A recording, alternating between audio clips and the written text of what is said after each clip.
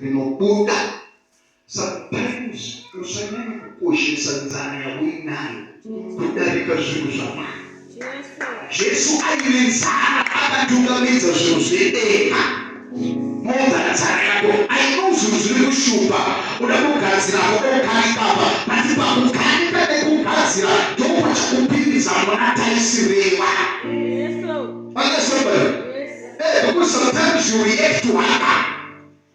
Munhu paune simba. Jesu akaine simba rekuchinja matombo kuita chingwa zveshuwa. Munhu anga paine simba matombo aite pachini paitotamba bheka ipapo kurenje desert bheka ratotamba ipapo anesabata vatigona kukoshesa zvinhu zvamwari kudarika nzara yako. Ndinoziva pane zviri kunetsekana nazvo, ndinoziva pane zviri kukushupa, ndinoziva pane zviri kufamba, vatigona kukoshesa zvinhu zvedenga nekuti pakunetsekana ndopa unobatirwa newakaipa. Woinobatwa panzara inoisiwa pakuyo muzvizvi kuti murezi unoziva kuti woinoita nzara. Saka kuti ndipinde pamari goni kuibata ndikapinda mvura ine simba noisira kagoyi nouya chete. Unoisirwa vaprofita venhema unoenda chete. Unoisirwa n'anga dzinoromba unoenda chete. Because vakontrolwa nenzara nesituation yako. Satan ndo paanoipa. Zimbabwe ichimitsa kudai Satan ndo paanoipa. Because munhu anonyengedzeka. Just lift up it. I want you to pray. Kuti mari nani ndakumema. Nango zvinhu zvanetsa, yango zvinhu zvakaoma. Tibatsirei kuti ndigone kukoshesa zvinhu zvedenga. Kudarika mari yatinotsvaka. Kudarika utano hwatiri kutsvaka. Kudarika zvinhu zvatiri kutarisira.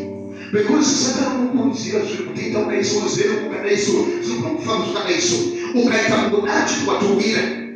Dai Jesu akamuchinja chete kuita chingwa kuita matombo kuita chingwa topa itonoirema. Sometimes these solutions are temptations.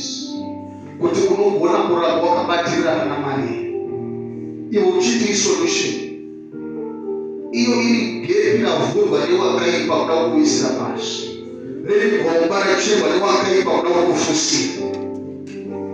Yasileta mbele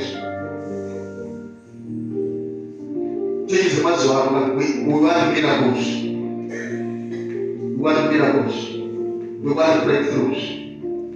The devil will open the door for you. Ukapinda ipo hauchakudi utomanya chero ndora rovhurika ndikauona ndomanya.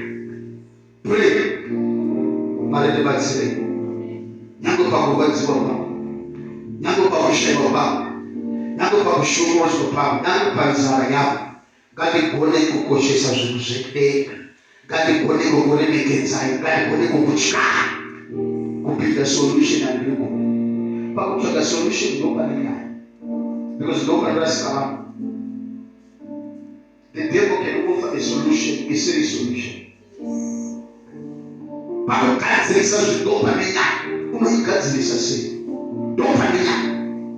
Because unofunga kuti uri kunasa but uri kukanganisa.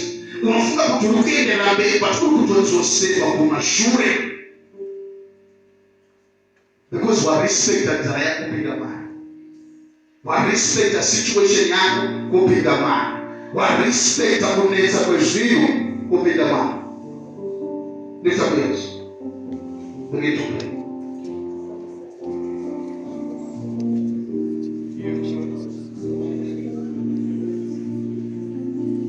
Begin to pray.